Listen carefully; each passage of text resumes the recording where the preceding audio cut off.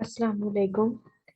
आज हमने decimal fraction के बारे में पढ़ना है कि डेसिमल फ्रैक्शन क्या होती है। तो सबसे पहले उसने लिखा है कि if we divide a square into a 10 equal parts then each part is 1 over 10 of the square then we can write 1 over 10 is equal to 0.1। तो असल में होता ये है कि अगर हमारे पास कोई भी शेप गिवन है, जैसे ये देखिए एक रेक्टेंगल टाइप हमें एक शेप गिवन है। अगर मैं इसके 10 इससे कर दूं छोटे छोटे, तो देखिए मैंने इसके 10 पार्ट्स कर दिए हैं। अब ये जो जिसको मैंने पेंसिल से कलर किया है, ये जो हिस्सा होगा इसे मैं कहूंगी कि ये पहला हिस्सा है ओवर 10, यानी 10 का ये कौन सा हिस्सा है, 1/10। तो इसको अगर इशारे में लिखूं तो 0.1 लिखूंगी। तो इस तरीके से जो पॉइंट पे आंसर आ जाए उसे डेसिमल फ्रैक्शन कहा जाता है। हमारे पास क्या होगा, हमारे पास अब पेपर में एमसीक्यूज आएंगे, ऐसे पॉइंट में इशारिया वाले। आपको पता है कि ये क्वेश्चन बहुत इंपॉर्टेंट होते हैं पॉइंट्स वाले। इसमें से काफी एमसीक्यूज इजीली आ जाते हैं और लोगों को बहुत मुश्किल होती है ये सॉल्व करने में। तो पहले एमसीक्यूज देख लेते हैं। Convert 0.12 into a common fraction. मैंने इसको कॉमन फ्रैक्शन में कन्वर्ट करना है। कॉमन फ्रैक्शन का मतलब ये है कि मैंने पॉइंट हटाना है। तो पॉइंट हटाने के लिए मैंने क्या किया, सिंपल पॉइंट हटाने के लिए आपने ये करना होता है कि फॉर एग्जांपल जैसे ये मेरे पास 0.12 लिखा हुआ है, तो मैंने क्या किया, मैंने ये 12 लिखा, 12 लिखा। ठीक है, देखिए यहाँ पे मैंने 12 लिखा और उसको डिवाइड करना है 100 पे। 100 कैसे आया, देखें ये पॉइंट था तो आपने इस पॉइंट की जगह पर लिखा 1। पॉइंट के बाद कितने डिजिट्स हैं, 2 डिजिट्स हैं। तो उसके बाद आपने क्या किया, 2 जीरो लगाए। ठीक है, पहले आपने जो नंबर लिखा हो वो लिखना है, फिर डिवाइड करके, फिर इशारिया की जगह पर आपने 1 लगाया। फिर इशारिया के बाद आपने देखा 2 डिजिट्स हैं तो देखें 2 जीरो आ गए। सिमिलरली अगर यहाँ पे 3 नंबर होते तो मैं 3 जीरो लगाती, 4 होते तो 4 लगाती। तो इसमें मैंने क्या किया, इसमें मैंने जो मेरे पास फ्रैक्शन थी उसको मैंने किस में कन्वर्ट कर दिया, यानी जो डेसिमल थी उसको मैंने एक सिंपल इशारिया को हटा के मैंने एक फ्रैक्शन में कन्वर्ट कर दिया। तो इस तरीके से अगर आपके पास कोई भी पॉइंट वाली वैल्यू हो आप उसको बटे में लिख सकते हैं। और अब आगे हम पढ़ेंगे जब बटे वाली आएगी तो कैसे उसको पॉइंट में लिखेंगे। देखिए ये नेक्स्ट एग्जांपल वही है कि बटे में आएगी तो उसे पॉइंट में लिखना है। तो पहले हम थोड़ी सी पॉइंट वाले पे प्रैक्टिस कर लेते हैं कि कैसे उसे एक फ्रैक्शन में कन्वर्ट किया जाता है। तो उसमें 0.235, तो इसको मैंने कॉमन फ्रैक्शन में लिखा। वो लिखने के लिए पिछले वाले मेथड की तरह पहले आपने सेम ये लिखा 235। देखें ऑप्शन ए करेक्ट है, कैसे, क्योंकि 235 देखे सेम आ गया, डिवाइड में इशारे की जगह क्या आ गया, 1 आ गया। और उसके बाद कितने डिजिट्स हैं, 3 डिजिट्स हैं, तो मैंने क्या कर दिया, उसके बाद 3 जीरो लगा दिए। देखिए 3 जीरो आ गए। तो इस तरीके से आप कर सकते हैं। अब एक एक और प्रॉब्लम आएगी। अब देखिए ये ऊपर वाले से चेंज है। चेंज कैसे है, चेंज ऐसे है, देखिए इधर इशारे के बाद नंबर तो है, लेकिन इधर इशारिया से पहले भी एक नंबर है। देखिए यहाँ पे है, ऊपर वाले में इशारिया से पहले कोई नंबर नहीं था, इशारिया के बाद नंबर था। बट यहाँ पर इशारिया से पहले नंबर है। तो इसका मतलब ये है कि इशारिया से पहले एक नंबर मुझे दिया हुआ जो कि 15 है। तो इसको कैसे सॉल्व करना है, इसको सॉल्व करने के लिए आपने वही नंबर को पहले तो एज इट इज लिख देना है, यानी इशारिया हटा के लिखना है। उसके बाद आपने क्या करना है, इशारिया की जगह पर आ जाएगा 1। इशारिया के बाद कितने डिजिट्स हैं, 3 डिजिट्स हैं, तो मैंने 3 जीरो लगा दिए। फिर सिंपल टेबल पे काट के ये मेरे पास एक इम्प्रॉपर फ्रैक्शन बन गई थी। मैंने फिर जैसे कल बताया था आपको कि डिवीजन करके इसे हम किसी भी और टाइप की फ्रैक्शन में कन्वर्ट कर सकते हैं। तो सेम हमने इसको कर दिया। उसके बाद नेक्स्ट है change 7/10 into a decimal fraction. इसको हमने किस में कन्वर्ट किया, डेसिमल फ्रैक्शन में। डेसिमल का मतलब पॉइंट में करना है। तो देखिए अब हम बिल्कुल उलट करेंगे। 7/10 था, इसको 0.7 आंसर आएगा। कैसे, खुद देखिए मैं इसको लिख सकती हूँ 7, फिर बटे में इशारे की जगह पर देखिए आ गया 1, और इशारे के बाद एक डिजिट है 0। तो इस तरीके से मैं एक वैल्यू को दूसरी वैल्यू में कन्वर्ट कर सकती हूँ। ये एमसीक्यूज बहुत ज्यादा आते हैं, चाहे हम जो भी टेस्ट ले लें, जनरल टेस्ट ले लें किसी भी किस्म का, तो ये वो इजीली हमसे पूछ लेता है कि इसको डेसिमल में करें या कोई प्रॉब्लम सॉल्व करते हैं हम, तो ये आराम से आता है। तो ये बहुत इंपॉर्टेंट है, आपने इसको बिल्कुल ईजी नहीं लेना। नेक्स्ट में फिर लिखे 103 डिवाइड बाई 100। इसको देखिए ऑप्शन ए करेक्ट है, कैसे, खुद देखेंगे 103 है, तो मैंने इसको इशारे हटा के पहले 103 लिखा, डिवाइड में इशारे की जगह पे देखिए 1 आ गया, और इशारे के बाद कितने डिजिट्स हैं, 2 डिजिट्स हैं, तो देखिए 2 जीरो आ गए। तो कैसे एक डेसिमल एक फ्रैक्शन में कन्वर्ट हो रहा है, फ्रैक्शन किस में कन्वर्ट हो रहा है, डेसिमल में कन्वर्ट हो रहा है। नेक्स्ट एग्जाम्पल में देखें, इसमें सेम मुझे पास फ्रैक्शन में थी, देखिए मैंने इसको कैसे डेसिमल में कन्वर्ट कर दिया। तो इस तरीके से ये जितने भी एग्जांपल्स डेसिमल वाले आप कर सकते हैं। ये थोड़ी सी चेंज है इसमें, है convert 1/2 into a decimal fraction.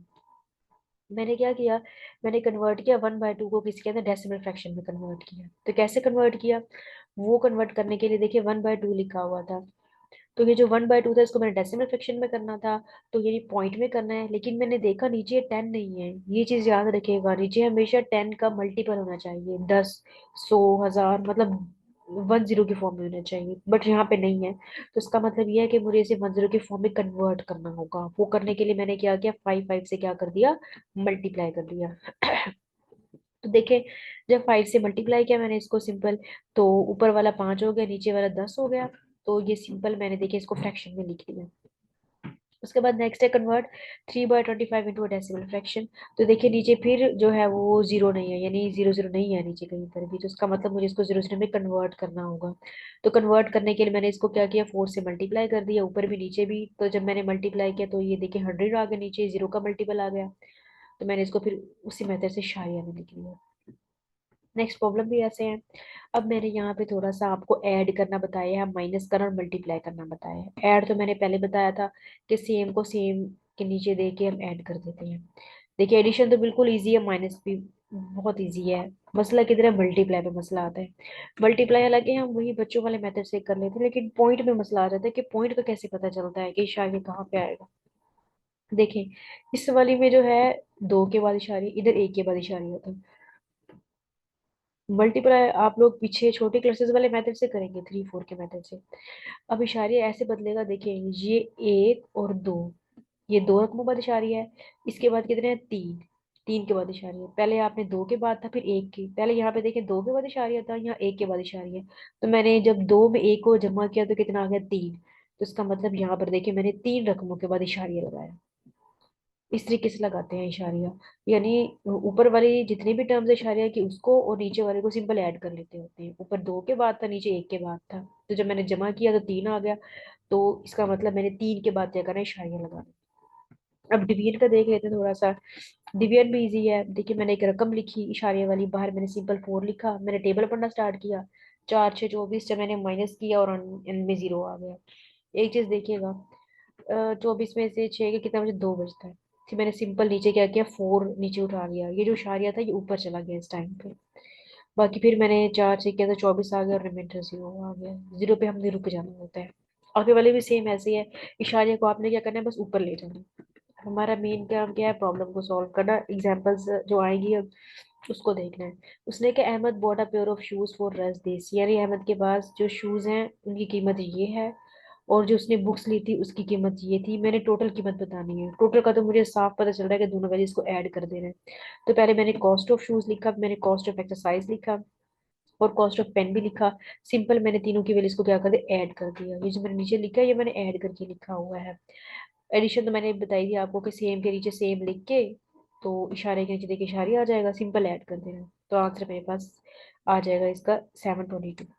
Next में क्या है, Rohan spend money this on Monday, और इतनी मनी वो ट्यूसडे को करता है। How much did he spend in the 2 days, तो 2 दिन में वो कितनी खर्च करेगा। जाहिर बात है दो वैल्यूज को ऐड कर दूंगी, इसको भी, तो टोटल मनी जो भी उसकी आंसर में आएगी वो सिंपल निकाल देगा। देखिए यहाँ पर मैंने सिंपल ऐड किया हुआ है। नेक्स्ट में मार्स ने क्या किया, कवर डिस्टेंस। मार्स जो है उसने कार में डिस्टेंस इतना कवर किया है, और जब वो ट्रेन में इतना डिस्टेंस कवर करता है, तो ये बताएं कि कौन सी जगह पे उसने ज्यादा डिस्टेंस कवर किया था। तो सिंपल बड़ी वैल्यू में से छोटे को माइनस कर दूंगी, जो भी आंसर आएगा, तो ये वो एक्स्ट्रा डिस्टेंस है जो वो लड़का कवर करता है। और ऑप्शंस में से जो पी इशारिया 91 जो है वो बिल्कुल करेक्ट ऑप्शन है। नेक्स्ट उसने क्या, साइमा हैड रस 105, शी गिव रस 19.75 to her friend, find the amount money she left. तो उसके पास कितनी मनी रहती है, टोटल ये थी, इतनी उसने उधार दे दी। तो मैंने सिंपल दोनों को माइनस कर दिया, जब माइनस किया तो 85.25 आ गया। यानी इन क्वेश्चंस में हम एडिशन मल्टीप्लिकेशन ये चीज सीख रहे हैं। और देखिए अगले में मल्टीप्लाई होगा। उसने कहा carpenter take 23.24 minutes to make a wooden toy, how long will it take to him to make 5 toys. तो उसके पास कितने थे, पहले इतने थे, कितने के उसने बनाने थे, 5 बनाने थे। तो मैंने सिंपल दो टर्म्स को मल्टीप्लाई कर दिया, और जो आंसर आ गया वो मेरा रिक्वायर्ड रिजल्ट होगा। नेक्स्ट में क्या है, the cost of one doll is 34.65। मैंने फोर की निकालनी थी, तो सिंपल मैंने फोर को क्या किया, फोर सच डॉल्स की निकालनी थी। तो टोटल कितनी कीमत थी मुझे, टोटल तो मुझे इसकी ये वैल्यूज गिवन थी। तो मैंने क्या किया, ये जो वैल्यूज मुझे गिवन थी इसको मैंने सिंपल मल्टीप्लाई कर दिया। तो मेरे पास ये आंसर आ जाएगा 524.50। मेरे सिंपल हमने वैल्यूज को क्या किया, मल्टीप्लाई किया। नेक्स्ट में क्या क्या है कि Moga bots 12 bags of wheat flour each waiting this, यानी टोटल उसके पास 12 बैग्स थे और हर ईच बैग की कीमत ये इतने किलोग्राम थी। तो टोटल के निकालने के लिए मैंने क्या किया, 12 को सिंपल इस वैल्यू से मल्टीप्लाई कर दिया और जो आंसर आ गया वो ये है। फिर नेक्स्ट में देखिए, what will be the diameter of the circle in the circumference. C मुझे गिवन है सर्कमफेरेंस की वैल्यू, मैंने किसकी निकालनी है, डायमीटर की निकालनी है। मुझे फार्मूला जबानी याद है, सर्कमफेरेंस बराबर होता है 2 पाई आर के। ये सर्कल की वैल्यू है जनरल, कोई भी अगर आपके पास सर्कल गिवन है तो उसका सर्कमफेरेंस का मतलब है उसके बाहर वाली जो लाइन है उसको सर्कमफेरेंस कहा जाता है। मैंने इस फॉर्मूले में सिंपल पाई की वैल्यू ऐड की, सी की भी ऐड की, मैंने आर की निकाल दी, क्योंकि मुझे पता है डायमीटर किसके बराबर होता है, डायमीटर हमेशा 2 आर होता है। तो उस आर की वैल्यू को उठाकर मैंने यहाँ पर पुट किया, सिंपल मेरे पास इसकी वैल्यू निकल आई।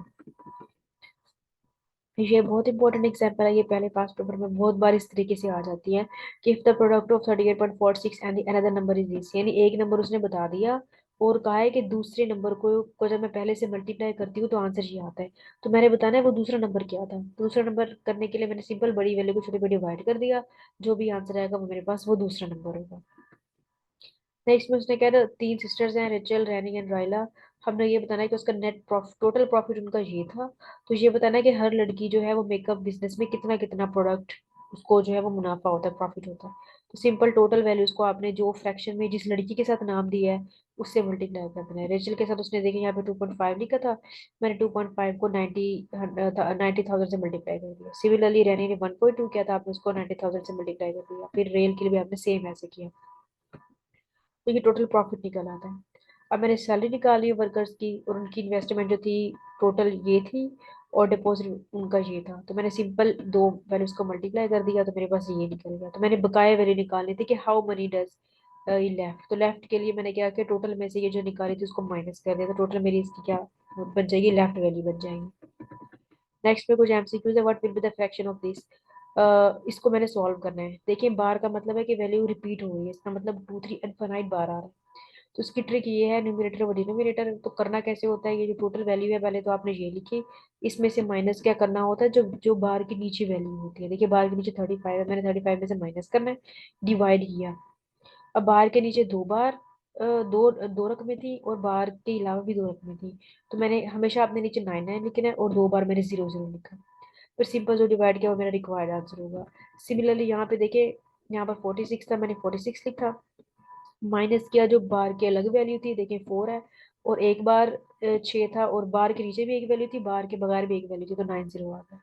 बाकी यहाँ पे देखिए सिंपल मैंने टर्म्स को जो क्या किया वो ऐड किया, ऐड करने के बाद उसके बाद सिंपल जो भी आंसर आता है वो रिक्वायर्ड होगा। तो इस तरीके से हम जो है वो काफी प्रॉब्लम्स को सॉल्व कर सकते हैं।